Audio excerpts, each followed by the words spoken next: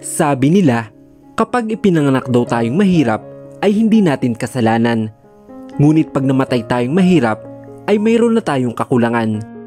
Gasgas mang maituturing ang pahayag na ito, ngunit sa ilan ay hindi nila ito pamantayan. Mga taong pinagkaitan ng karapatan sa ilalim ng mga taong makapangyarihan.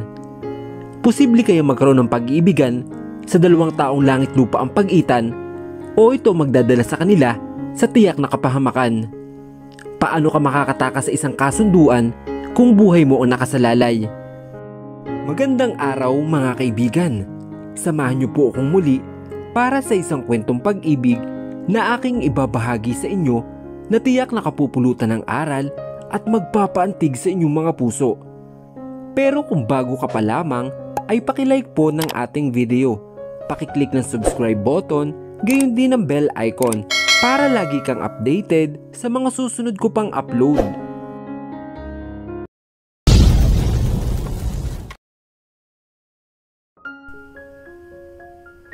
Hindi alam ni Sophia ang dapat niyang gawin o kanyang sasabihin.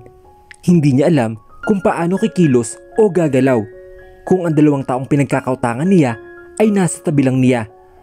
Pakiramdam niya, ito na ang kanyang katapusan dahil wala na siyang takas kung dalawang tao na narito para singilin siya.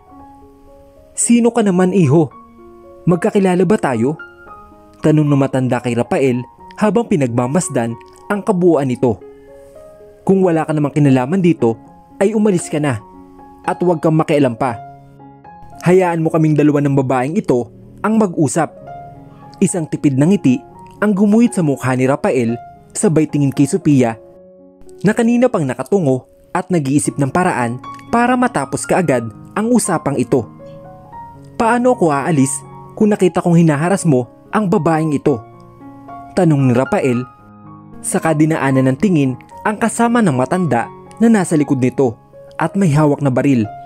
Naka-alerto sa posibleng gulong mangyari dahil nababatid nito na hindi lang isang simpleng mamamayan si Rafael. Sino ba may sabi nang haharas ako, iho? Tanong ng matanda saka tumawa habang pinagmamasdan si Sophia. Maayos ako nakikipag-usap sa kaniya. Ikaw nga itong bigla lang sumingit at parang ikaw pa ang may ganang magalit. Kung ako sa'yo, iho, umalis ka na lang dito kung pinahalagahan mo ang buhay mo. Hindi naman siguro gustong sumabog ang bungo mo at magkalat ang dugo at utak mo dito. Dahan-dahan sa pananalita. Magulat ka, baka bumalik sa'yo ang sinabi mo. Ani ni Rafael. Hindi maintindihan ni Sophia kung ano na ang nangyayari, kaya inangat na lang niya ang ulo para malaman ang dahilan ng biglaang pananahimik ng matanda. Laking gulat na lamang niya nang may nakapalibot na sa kanila ng mga nakaitim na lalaki habang nakatutok ang baril sa matanda at sa driver nito nang bakas din ang gulat sa mukha. Tanda, mukhang di mo yata nakilala ang kausap mo. Ani ni Arthur saka sinipa ang tungkod na dala nito sapagkat alam niya may nakatagong boton sa hawakan para magbigay ng signal sa mga tao niya. Wala pa rin kayong pinagbago. Isa pa rin kayong tigang na matandang hukluban. Sino ba kayong mga tarantado kayo? Nanggagaliting tanong ng matanda saka tinupuan ng tingin si Rafael na madilim ang mukha na nakatingin sa kaniya. Sino ba kayo? Anong kailangan niyo sa akin? Kooperasyon mo lang ang hihingi namin. Ani ni Arthur sabay senya sa mga kasama na lagyan ng posas ang dalawa at ilang impormasyon patungkol sa Garcia clan na pinaglingkuran mo noon. Mula sa pagkakunot ng noon nito, napalitan ng ngisi at tawa ang matanda matapos marinig ang apelyido na matagal niyang ibinasura sa isip niya. Ang mga yun ba ang dahilan nito? Wala kayong makukuhang impormasyon sa akin. Sinasayang niyo lang ang oras niyo. Sinubukan ito magpumiglas mula sa pagkakahawak sa kanya ng mga tao ni Rafael. Pero tinapalan lang ang bibig niya ng tape at nilagyan ng plastic bag ang ulo bago ipasok sa sakyan na daladala niya. Si Arthur na ang nagmaneho ng sakyan para silidalhin sa hasyenda at doon ituloy ang pagtatanong sa taong matagal nilang hinahanap. Sa kabilang banda, naiwan naman si Sophia at Rafael sa parking lot habang pinagmamasdan ang sakyan palayo sa kanila. What the? Ang nasabi na lang ni Sophia sabay lingon sa kasama niyang naglalakad papunta sa itim na kotse nito. Teka lang, sandali. Tumigil si Rafael sa paglalakad. Saka nilingon ang dalaga na nagmamadaling magpunta sa kaniya. What?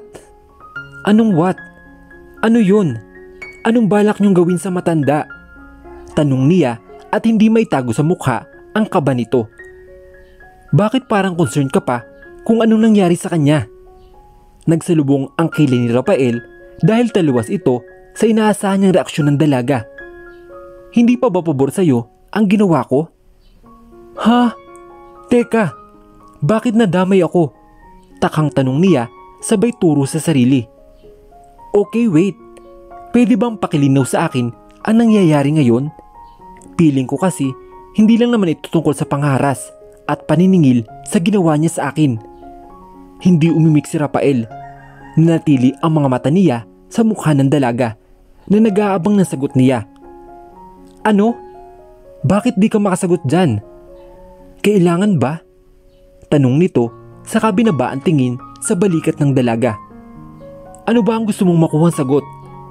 Napansin ni Sophia kung saan nakatingin ang mga mata nito kaya kaagad niyang hinati at hinawi ang buhok papasok para takpan ang magkabila niyang balikat. Hindi ko alam kung ano tumatakbo sa isip mo. Pero kagaya niya, magbabayad ako sa iyo. Matatagalan nga lang, pero pangako, ibibigay ko sa iyo ng buong buo.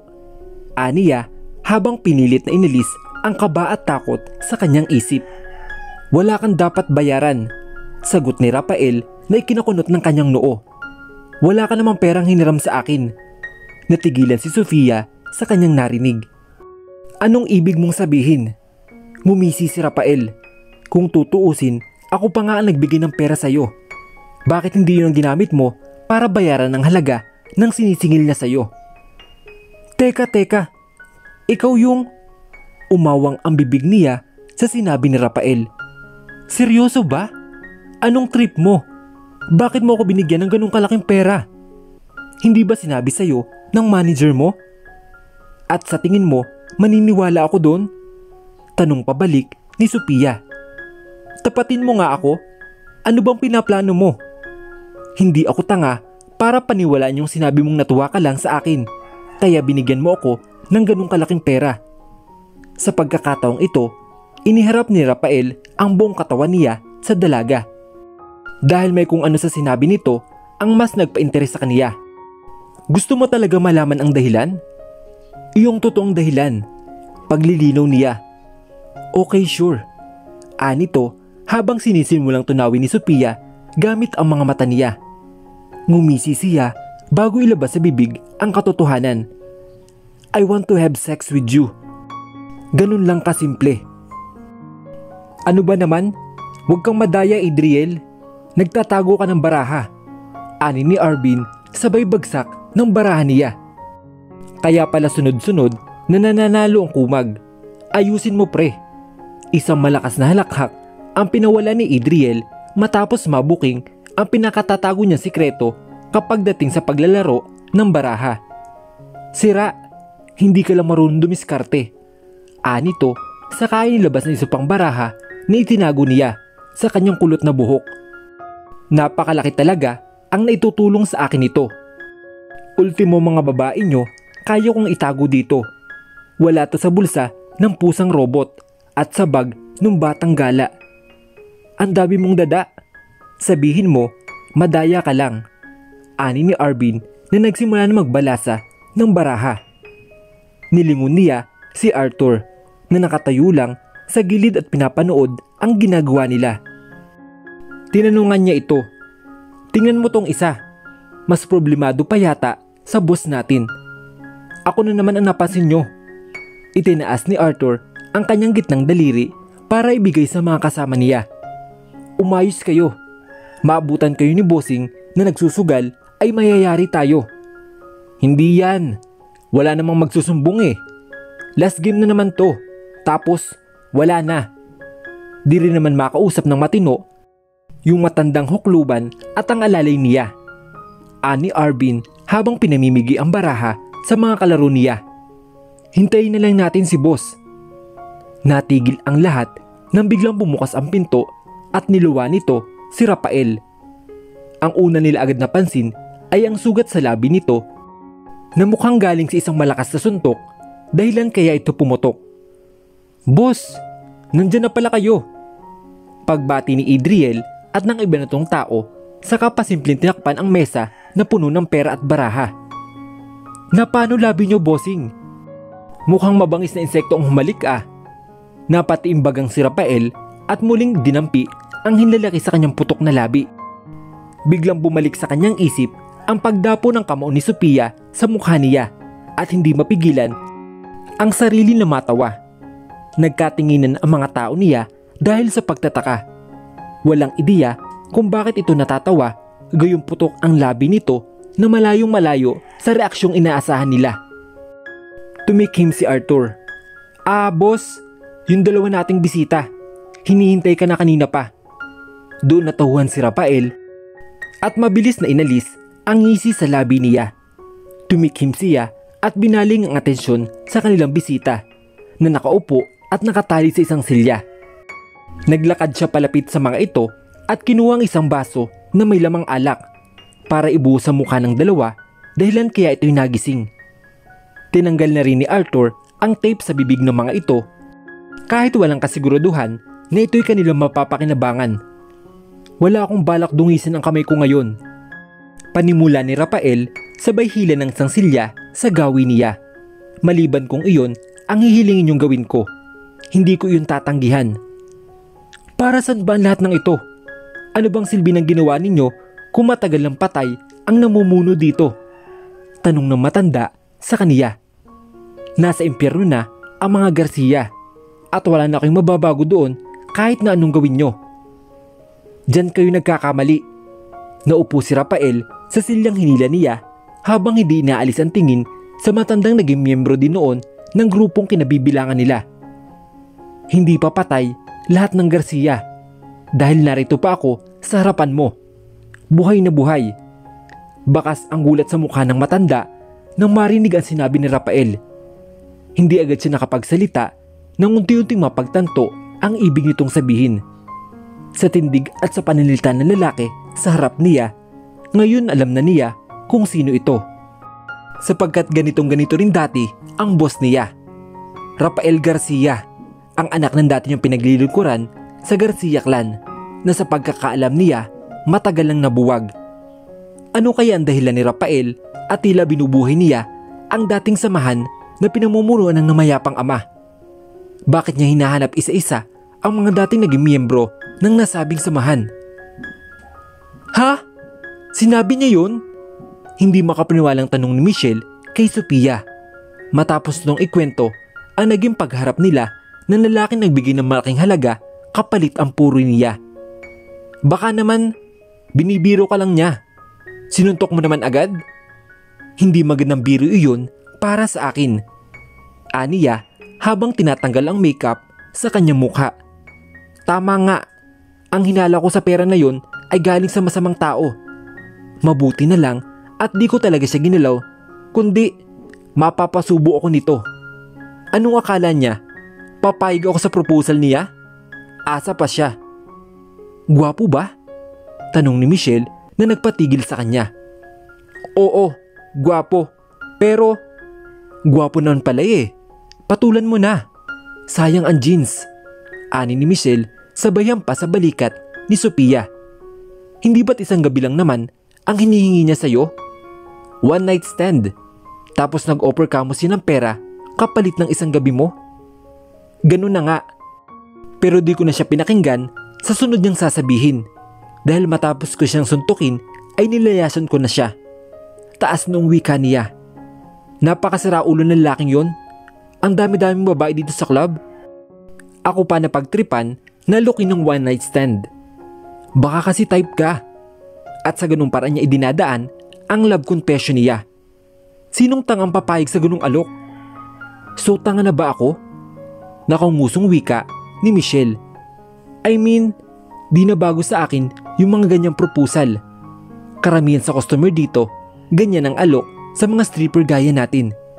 Siyempre, dahil sa trabaho nga natin, mababa talaga ang tingin sa atin ng karamihan. Dahil pagbibigay ng aliw sa kalalakihan ang ginagawa natin, Sophia. Normal na yan, yung mga ganyang alok. Kaya sanayin mo na ang sarili mo. Natahimik siya at tila nagising sa sinabi ni Michelle.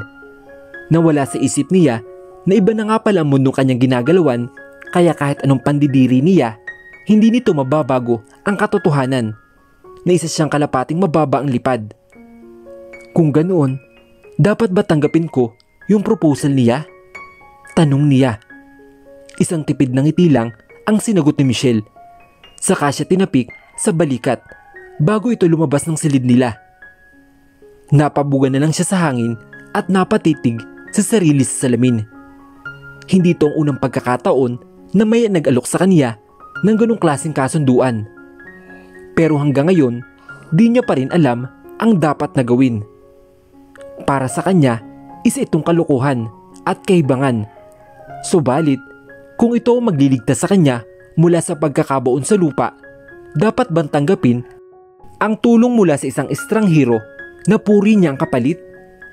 Lumipas ang mga araw, tuloy pa rin ang buhay ni Sophia sa club kung saan siya nagtatrabaho. Ganon pa rin ang kanilang sistema. At habang tumatagal, unti-unti na rin siyang nasasanay sa paligid niya. Nakukuha na niyang magtiis sa nakikita at magpanggap na pipi at bulag para sa ikatatagal ng trabaho niya. Isang gabi, dumating na nga ang kinatatakutan niya dahil isa na siya sa mga magbibigay aliw sa entablado at pikit batang haharapin ang mga parokyano. Kabado siya pero wala siya nakikitang ibang paraan para takasan ang realidad na pinasok niya. Girls, in 5 minutes, magpe-perform na kayo sa stage. Be ready ha? Ani ni Nicole saka ibinigay ang kalahating maskara na isusuot nila bilang bahagi ng kanilang palabas. Buntong hininga itong tinanggap ni Sophia dahil labag sa loob niya ang gagawin niyang ito. Maayos na siya sa pagsiservisyo ng mga pagkain at inumin sa parokyano, pero dahil ito ang patakaran, wala siyang magagawa kundi ang sumunod. Wala siyang ibang pagpipilian. Sandali, hindi ka kasama sa magpe-perform sa stage ngayon. Laking gulat ni Sophia nang hawakan ni Nicole ang kamay niya upang pigilan siya sa pag-akyat sa entablado. May customer na naman ang interesado sa iyo, Sophia. Pinapupunta ka sa VIP room. Ang akala niya, ligtas na siya, pero hindi pala.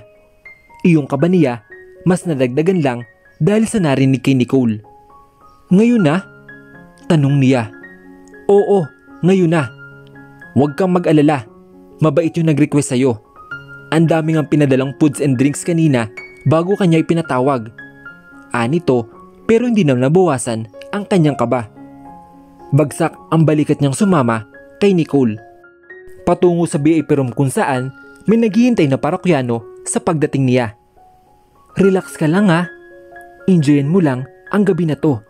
Dahil baka sa isang iglap, magbago ang takbo ng buhay mo. Ani Nicole bago kumatok sa pintong hinintuan nila. Hindi niya magawang ngumiti dahil ito ang unang pagkakataon na papasok siya sa VIP room. Hindi niya alam kung ano nag-aabang sa kanya pagpasok niya. Nang siya'y tumuloy na sa loob, sinalubong siya ng madilim na kwarto. Tanging LED lights lang ang nagsisilbing liwanag para maaninag niya ang bawat sulok ng silid na pinasukan niya. May malaking sopa at isang mesa na punong-puno ng iba't ibang putahe galing sa menu nila. May 2 tequila at 2 wine glass na nasa gitna ng mesa. I'm glad you came. Napatingin si Sophia sa likuran niya nang marinig ang isang pamilyar na boses. Hindi na siya nagulat na makita ang mukha ng parokyano nag-request sa kanya. Napalunok si Sophia at iniyukom ang kamao niya. Sa ilang araw na nagdaan, desidido na siya sa gagawin niya. Nasa impyerno na siya, kaya bakit niya ba di niya pasulitin ang pananatili niya? Iyong offer mo, pwede ko pa bang tanggapin ngayon? Gumuhit ang ngiti sa labi ni Rafael dahil gaya ng kanyang inaasahan, walang makakahindi sa halaga ng perang isusugal niya kapalit ang isang gabi na pagsasaluhan nila.